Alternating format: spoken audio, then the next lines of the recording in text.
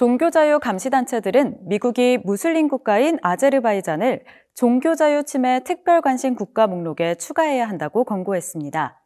이 움직임은 아제르바이잔이 지난해에 아르메니아 크리스천 거주지인 나고르노 카라바흐를 침공한 결과입니다.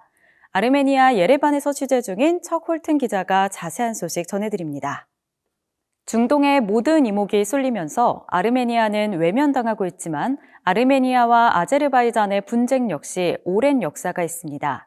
Yeah, that's right, George. Everybody's familiar with what's happening in Ukraine as they're being attacked by one of their neighbors, but nobody knows where Armenia is, even though the same thing is happening to them. They have been constantly attacked by their neighbor Azerbaijan since 2020 and even back before that.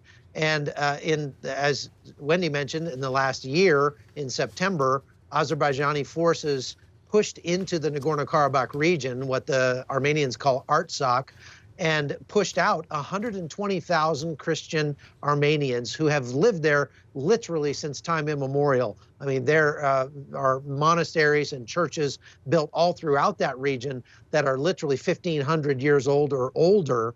And yet Azerbaijan claims that it is Azerbaijani territory, the Azeris being Muslims. And that's one of the reasons why they're on this religious freedom watchdog list for 2023, 2024, because they are still cracking down on anything that's not Muslim in their country. So they have said, we're just taking back what's ours. The people who live there didn't have to leave. They can get Azeri citizenship, not a problem. But if these Christians decide to become Azeris, the problem for them is that Azerbaijan requires that any religious activity, including going to church or any religious materials, be cleared through the government of Azerbaijan before they are used. And in keeping with the previous years, last year, the government of Azerbaijan did not agree to register any non-Muslim religious community or activity in their country. And so that would make it very, very hard for traditional Christian Armenians if they wanted to live in Azerbaijan. 지난해 그리고 올해에도 나고르노 카라바흐에서 대규모 탈출이 이어지고 있는 가운데 남기로 결정한 소수의 사람이 있다고 합니다. 아제르바이잔의 공격으로 나고르노 카라바흐 주민 10만 명 이상이 피난을 떠났으며 아제르바이잔이 기독교 성지를 훼손하고 있다는 소식이 들려오고 있습니다.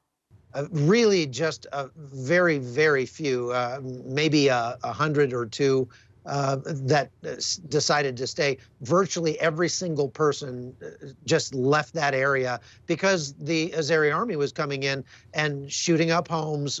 They were shelling the cities ahead of them in this sort of lightning raid that they did on Stepanakert, the capital of the Nagorno-Karabakh region, back in September 2023.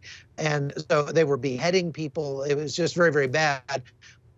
We have spoke to several of the IDPs who have fled that region and are now living as internally displaced persons inside Armenia proper, because the Nagorno-Karabakh region, although it was made up of Armenians, was actually inside, it was surrounded by Azerbaijan territory, and that's why the Azeris decided that it was theirs. However, now, Azerbaijan is not happy with stopping there.